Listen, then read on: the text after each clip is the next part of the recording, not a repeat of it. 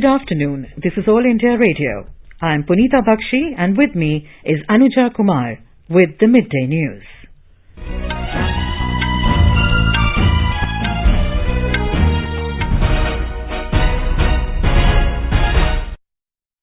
The headlines. Schools reopen in several states and union territories after many months amid COVID safety protocols.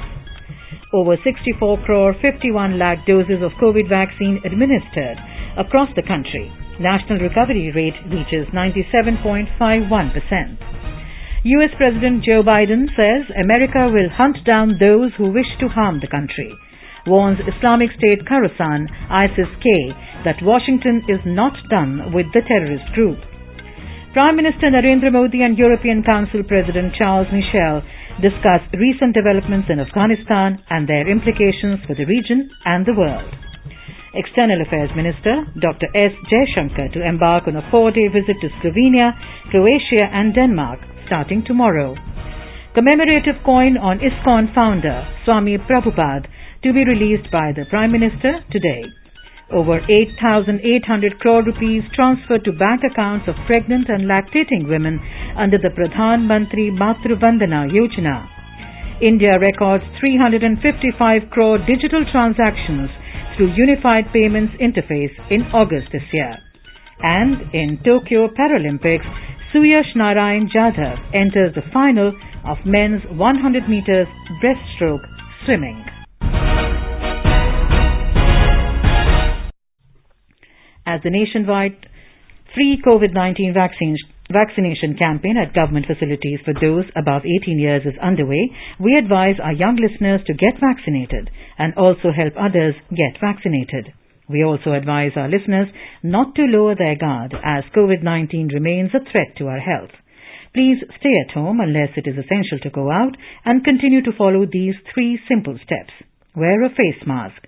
Maintain 2 gaz ki duri for social distancing and focus on hand and face hygiene.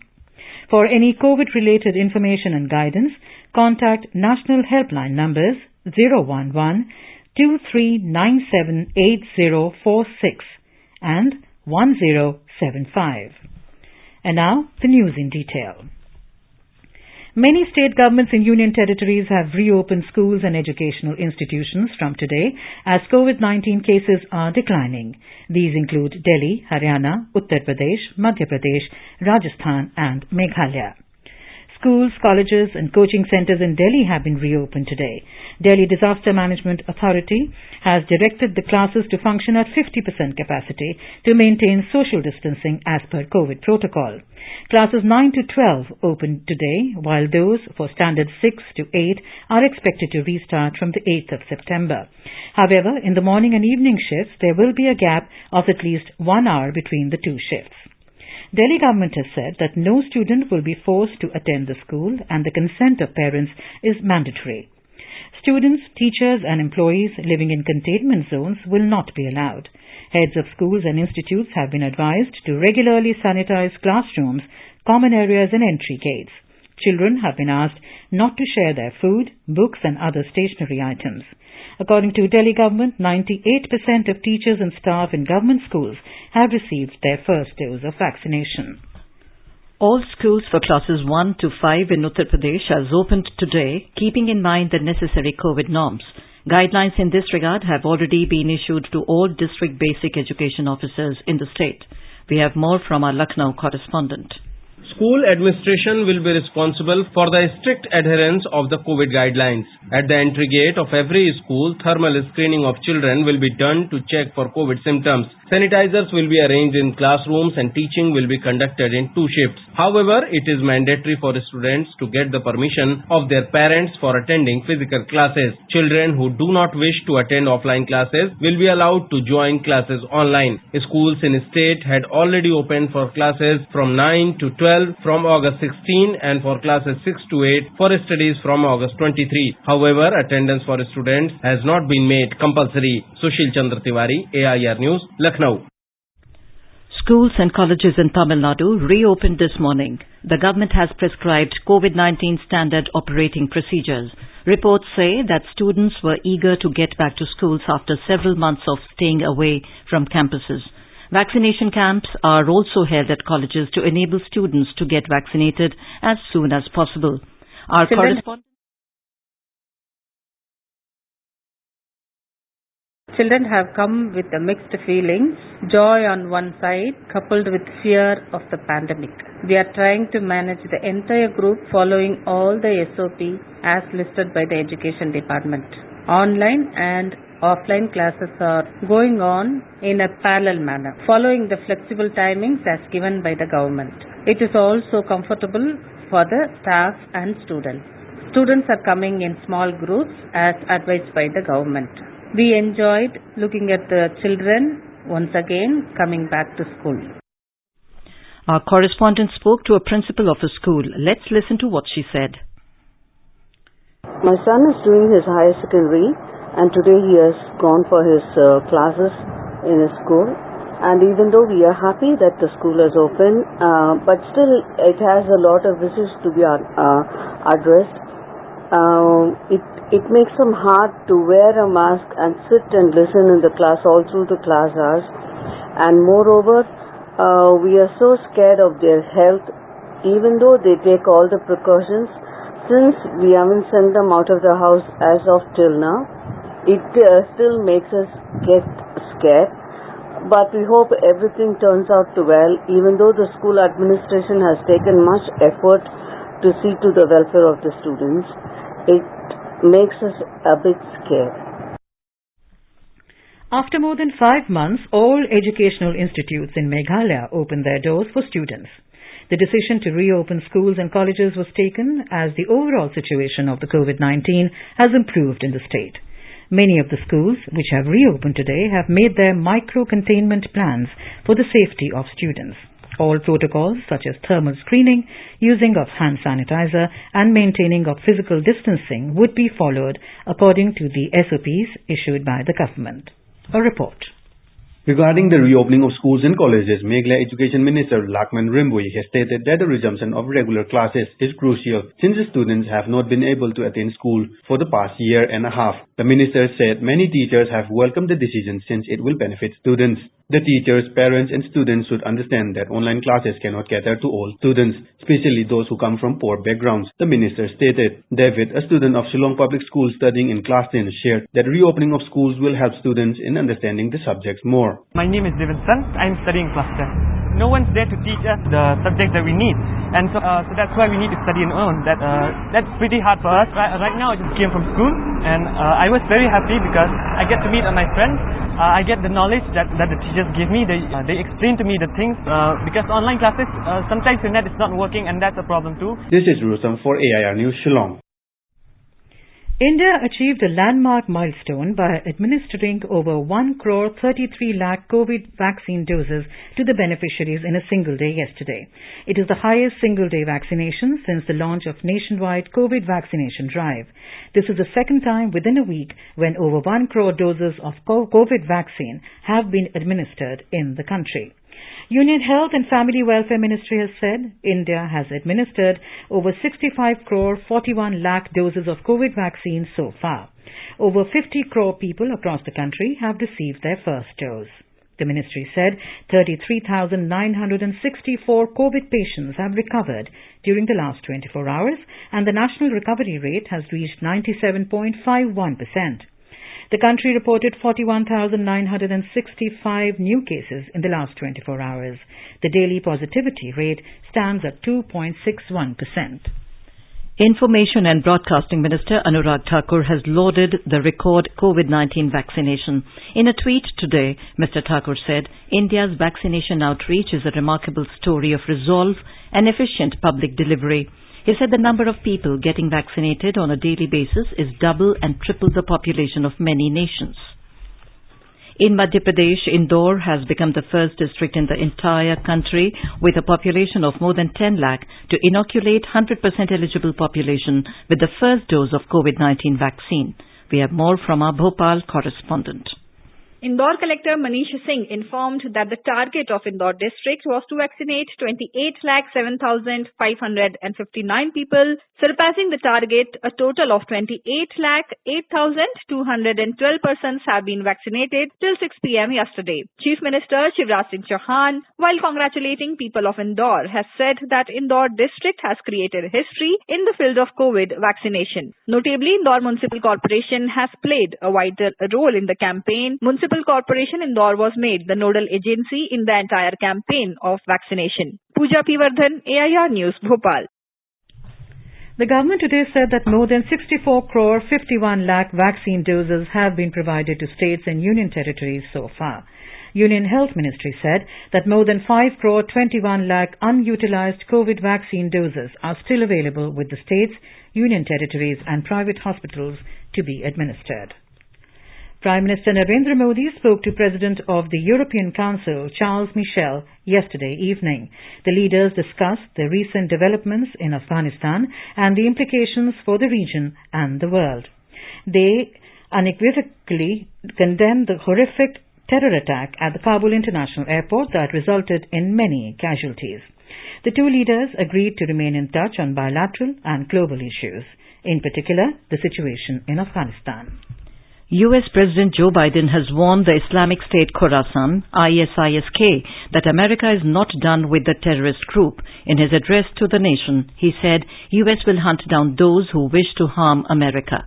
Biden's address came a day after the last American military planes left Afghanistan.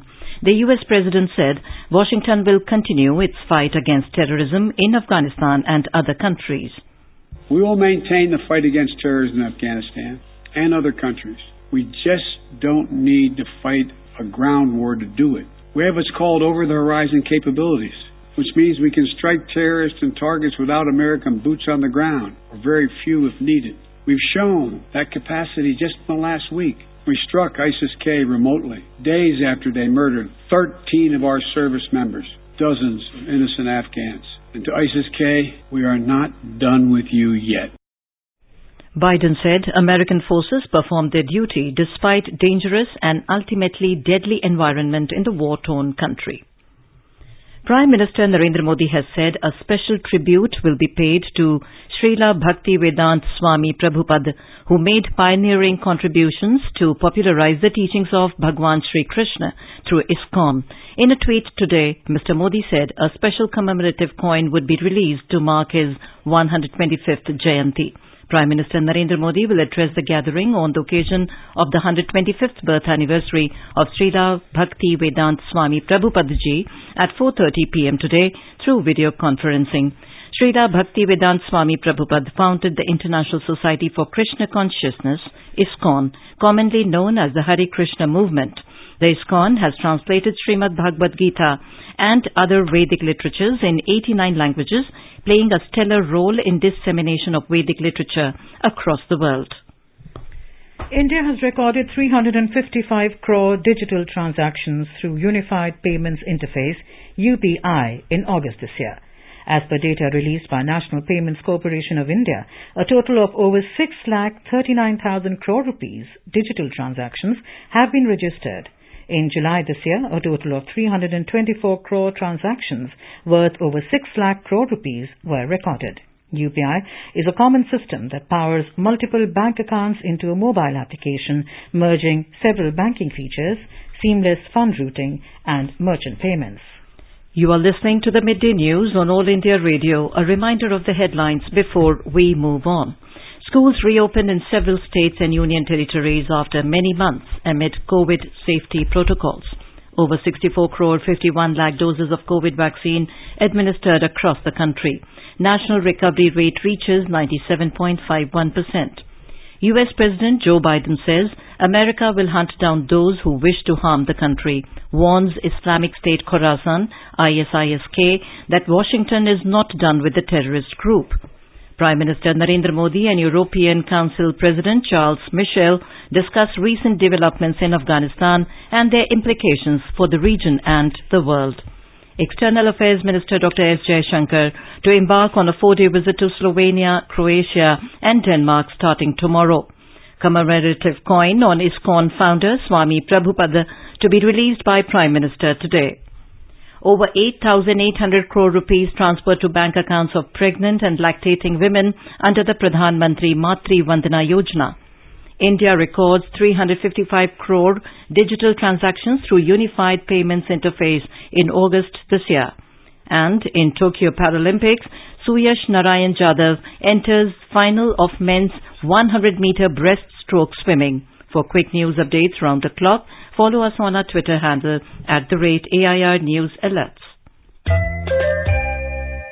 चलो मिलकर एक शुरुआत करें, चलो एक फैसला आज करें, मात नहीं तो टोकेंगे, कोरोना को रोकेंगे, चलो एक इरादा करते हैं, चलो कुछ वादा करते हैं, मात नहीं तो टोकेंगे, कोरोना को रोकेंगे. The gross goods and services tax (GST) revenue collected in August this year is over 1,12,000 crore rupees, of which CGST is 20,522 crores, SGST is 26,605 crores, IGST is 56,247 crores, and cess is 8,646 crore rupees. Finance Ministry said the revenues for August is 30% higher than the GST revenues in the same month last year. External Affairs Minister Dr. S. Jaishankar will be on a 4-day visit to Slovenia, Croatia and Denmark starting tomorrow. He will hold bilateral meetings with the Foreign Minister of Slovenia, Dr. Ante Logar. Slovenia has invited Dr. Jaishankar to attend an informal meeting of the Ministers of Foreign Affairs of European Union member states. He will also hold discussions with his European Union counterparts on issues of mutual interest. Slovenia currently holds the presidency of the Council of the European Union. During his visit to Croatia on Friday, he will hold bilateral talks with his Croatian counterpart, Dr. Gordon Grlić-Radman. Dr. Jaishankar will be in Denmark on the 4th and 5th of September, where he will co-chair the 4th round of the Indo-Danish Joint Commission meeting. President Ramnath Kovind will award the President's Colour to Indian Naval Aviation at the ceremonial parade to be held at INS Hans in Goa on 6th of September. The Postal Department will release a special day cover to mark the occasion. The President's Colour is the highest honour bestowed upon a military unit in recognition of its exceptional service to the nation.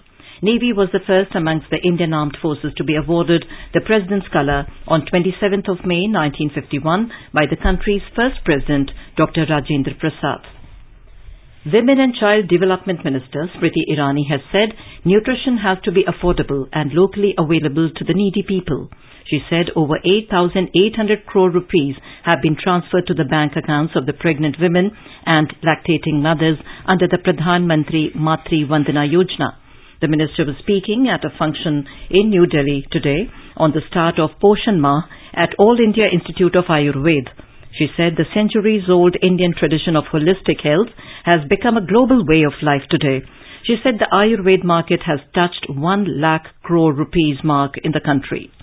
Holistic wellbeing और global health के market size को अगर देखें तो आज ये समझ में आता है कि वर्तमान का आयुर्वेद का मार्केट साइज 1 लाख करोड़ रुपया है. जो इकोनॉमिक फोर्स है एक मार्केट के पीछे वो कई बार डिटर्मिन करती है कि कंज्यूमर किस ओर खींचा जाएगा.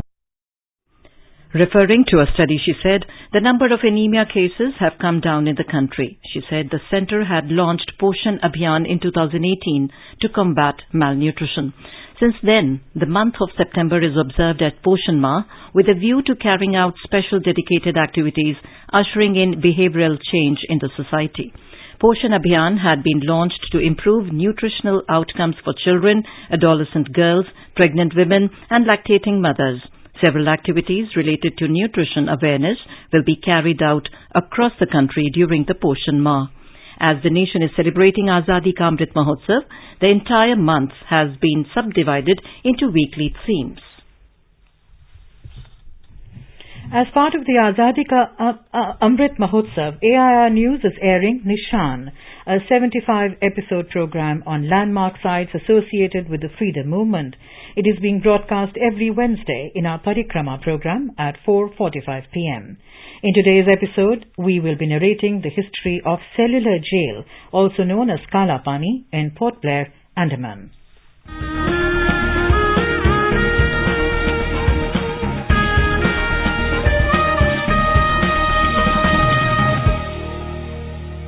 स्वाधीनता संग्राम के वे निशान जो साक्षी हैं हमारे सेनानियों के संघर्ष और बलिदान के। आकाशवाणी समाचार ला रहा है विशेष श्रृंखला निशान। हर बुधवार को शाम 4:45 पर कार्यक्रम परिक्रमा में FM गोल्ड 100.1 मेगाहर्ट्ज पर।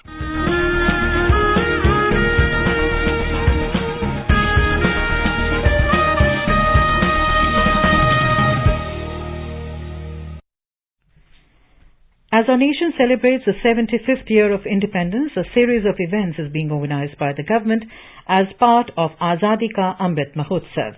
Let's listen now to our special program, Azadi Ka Safar.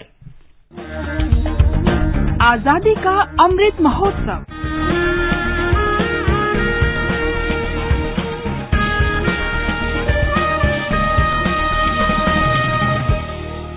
Azadi Ka Safar with AIR News. Birth of a Nation. India's glorious freedom struggle is one of the greatest movements the modern world has ever witnessed. AIR News brings you a glimpse of the struggle every day. In today's episode, we bring you the story of legendary Tamil fighter Pulidevan, who was born on this day in 1715. He was one of the first Indians to resist the British imperialism in the country. He was one of the 77 polygars, or the local chieftains in the Tamil region, during the time with him wielding the power in the locality of Nel Kattum Sevval of the present-day Tirunelveli district of Tamil Nadu. Governance through the Palayams had evolved after the breakup of the once powerful Vijayanagara Empire of South India in the late 16th century. These Nayaks and polygars did not recognize the authority of the Mughal vassal, Nawab of Arcot, and ruled their domains autonomously. When the East India Company gained the taxation rights from the Nawab, the polygars refused to accept British authority, which led to, in British terminology, Polygar Rebellion. The prolonged war with many fierce battles went on for nearly half a century, wherein the Tamil forces matched the superior weaponry and manpower of the enemy by their courage. The first of a galaxy of brave polygars who waged war against the British over that period was Pulidevan. Puli first met British forces in 1755 when British Colonel Alexander Heron marched onto western Tamil region. British artillery proved ineffective against the thick stone walls of Puli's fort at Nel Kattum Sevval. Strategically, Pulidevan also planted spies in the English camp, who gave him constant updates and helped him foil all attacks by the British. Pulidevan's reputation skyrocketed for his heroic defense of his fort, and all the western polygars rallied under his leadership and formed a confederacy to wage war against the foreign rule. Puli used his exceptional diplomatic skills to forge an allegiance with the Maharaja of the neighbouring kingdom of Travancore. In the next 6 years, Puli effectively fought off the British forces, stunning the tide of imposition of colonialism in the region.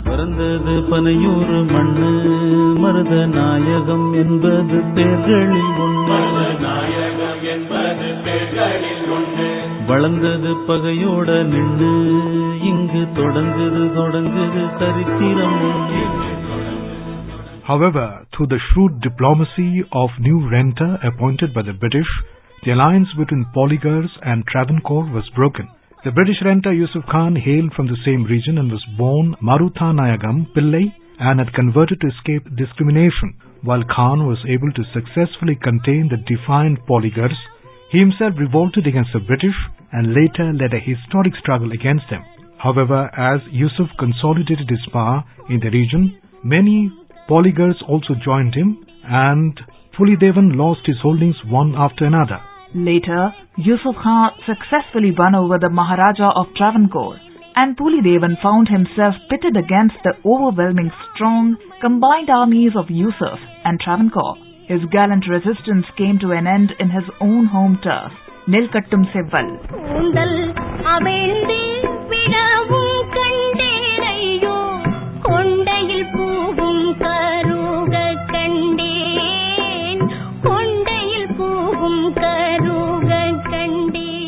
In spite of the failure of his epic struggle, Bhulidevan remains a much revered hero of the Tamil Nadu, especially among the people of Tirunelveli and adjoining regions.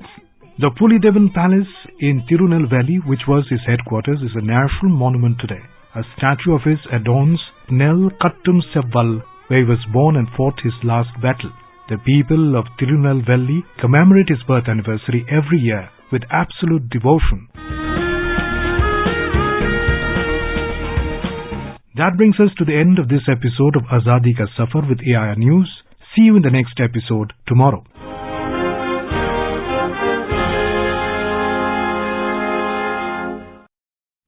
On to sports. In Tokyo Paralympics 2021, Suyash Narayan Jadhav will participate in the finals of men's 100-meter breaststroke swimming. Para-swimmer Suyash Narayan Jadhav has become the first Indian swimmer to qualify for the 2020 Tokyo Paralympics. In badminton, Pramod Bhagat and Palak Kohli will face Lucas Mazur and Faustine Noël of France in the mixed doubles of a Group B match. Palak Kohli will also lock horns with Ayako Suzuki of Japan in women's singles of Group A match. Amit Kumar will meet with Dharambir in the men's discus club throw event. India now has 2 gold, 5 silver and 3 bronze medals, whereas China tops the table with 60 gold, followed by Britain with 29 gold. Civil Aviation Minister Jyotiraditya Scindia today inaugurated the first direct flight between Gwalior and Indore. He virtually flagged off 2 flights, strengthening the international and domestic aerial connectivity of Madhya Pradesh. The event marked the commencement of Indigo's new direct flights on the Gwalior-Indore-Delhi route and resumption of Air India's Indore-Dubai. India's month-long presidency of the powerful UN Security Council has ended with substantive outcomes on key global issues, including a strong resolution on the situation in Afghanistan. And now let us take a look at the weather forecast for today. The national capital Delhi will have a generally cloudy sky with heavy rain. It recorded 24 degrees Celsius as the minimum temperature, while the maximum will be around 28 degrees. Mumbai will have generally clouded sky with moderate rain, minimum and maximum temperature hovering between 24 and 30 degrees Celsius. Chennai is likely to have generally cloudy sky with light rain. The temperature will vary between 25 and 33 degrees Celsius. Kolkata will have generally partly cloudy sky with 1 or 2 spells of rain or thunder showers. The minimum temperature in the city was 25 degrees Celsius, while the maximum will be around 33 degrees. Jammu is forecast to have partly cloudy sky. The minimum temperature will be around 24 degrees, while it recorded 33 degrees Celsius as maximum. Srinagar will have mainly clear sky, becoming partly cloudy towards afternoon and evening. Leh may also have generally cloudy sky with possibility of rain or thunderstorm or dust storm. Gilgit is likely to witness generally cloudy sky with possibility of rain or thunderstorm or dust storm. Muzaffarabad is forecast to witness mainly clear sky. Temperature will hover between 20 and 35 degrees Celsius. And now, before we end the bulletin, the headlines once again. Schools reopen in several states and union territories after many months amid COVID safety protocols. Over 65 crore 41 lakh doses of COVID vaccine administered across the country. National recovery rate reaches 97.51%. US President Joe Biden says America will hunt down those who wish to harm the country. Warns Islamic State Khorasan ISIS-K that Washington is not done with the terrorist group. Prime Minister Narendra Modi and European Council President Charles Michel discuss recent developments in Afghanistan and their implications for the region and the world. External Affairs Minister Dr. S. Jaishankar will embark on a 4-day visit to Slovenia, Croatia and Denmark starting tomorrow. Commemorative coin on ISKCON founder Swami Prabhupada to be released by Prime Minister today. Over 8,800 crore rupees transferred to bank accounts of pregnant and lactating women under the Pradhan Mantri Matru Vandana Yojana. And in Tokyo Paralympics, Suyash Narayan Jadhav enters finals of men's 100 meters breaststroke swimming. And with that, we end the Midday News.